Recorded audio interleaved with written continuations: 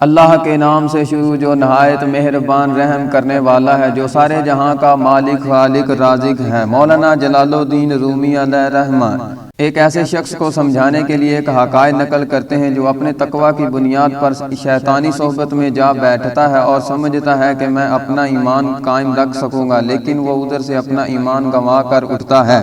چلاک درزی اور سپاہی۔ ایک دن فرصت کے وقت چند دوست بیٹھے دل لگی کی باتیں کر رہے تھے۔ باتوں باتوں میں ذکر آ گیا کہ فلاں درزی بڑا عیار ہے، لاکھ ہوشیاری سے کام لو مگر اپنا کام کر جاتا ہے اور کوئی کپڑا چوری کیے بغیر نہیں چھوڑتا۔ وہاں ایک ترک سپاہی بھی بیٹھا ہوا تھا، وہ شیخی سے کہنے لگا کہ دوستو یہ سب کہنے کی باتیں ہیں، مجھے دھوکہ دے تو مانو میں کل ایک تھان لے کر جاؤں گا اور اپنے سامنے کٹوا کر کرتا سلواؤں گا، اگر وہ تھان سے کچھ کپڑا اڑا جائے تو میں زین سمیت اپنا گھوڑا ہار جاؤں گا۔ الغرض وہ سپاہی اطلس کا تھان لے کر درزی کی طرف چلا، اپنا گھوڑا ایک طرف باندھ دیا اور درزی کے پاس جا کر یوں مخاطب ہوا، درزی میں سنتا ہوں کہ تو بڑا چالاک ہے، اوروں کو داؤ دیتا ہوگا مگر میں تیرے داؤ میں آنے والا نہیں۔ درزی نے کہا قبلہ تشریف رکھیے، آپ کے دل میں کسی نے شک ڈالا، کام کرتے عمر گزر گئی، میں ایک قطرن تک حرام سمجھتا ہوں، کسی اور الو کو میں جل دے بھی دوں مگر آپ جیسے گاہک مجھ سے کب دھوکہ کھا سکتے ہیں۔ جب درزی نے ہاتھ میں کینچی لی تو سپاہی چکنا ہو کر سامنے جم کر بیٹھ گیا اور اس نے مکراج کے چشموں پر اپنی نگاہیں لگا دیں۔ درزی نے سوچا کہ اس کو باتوں باتوں میں لگا کر اور چٹکلے سنا کر غافل کرنا چاہیے، چنانچہ اس نے اسے یہ لطیفہ سنانا شروع کر دیا۔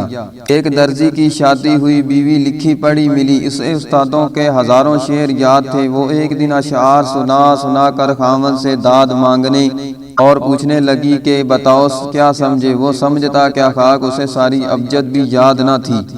جب بیوی نے سخت تنگ کیا، وہ دل میں کچھ سوچ کر بیٹھا تھا، سر ہلانے لگ گیا۔ بیوی بولی میں قسم کھا کر کہتی ہوں کہ تم شعروں کا مطلب سمجھتے ہو اور مجھے یوں ہی دم دیتے ہو کہ میں پڑھا ہوا نہیں۔ شوہر نے کہا جو کچھ میری عقل میں آتا ہے میں بتا دیتا ہوں۔ بیوی بولی ہاں تو بتاؤ۔ اس نے کہا اللہ کی قسم میں سمجھتا ہوں کہ تو میرے پاس ٹکتی نظر نہیں آتی۔ یہ لطیفہ سن کر سپاہی مارے ہنسی کے لوٹ پوٹ ہو گیا۔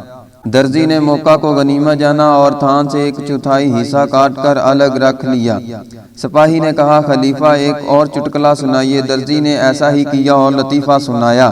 سپاہی کے پیٹ میں مارے ہنسی کے بل پڑ گئے۔ ہنستے ہنستے جب اس کا سر زمین پر جا لگا، درزی نے ایک چوتھائی کپڑا اور کاٹ لیا۔ اس کے بعد ترک سپاہی نے فرمائش کی کہ استاد ایک لطیفہ اور بھی سنا دو۔ درزی نے کہا اب فرصت نہیں، جلد ناپ دو ورنہ کرتا بگڑ جائے گا اور بدن پر پورا نہیں آئے گا۔ ادھر درزی نے کرتا تیار کیا، ادھر سپاہی کا گھوڑا چور اڑا لے گیا۔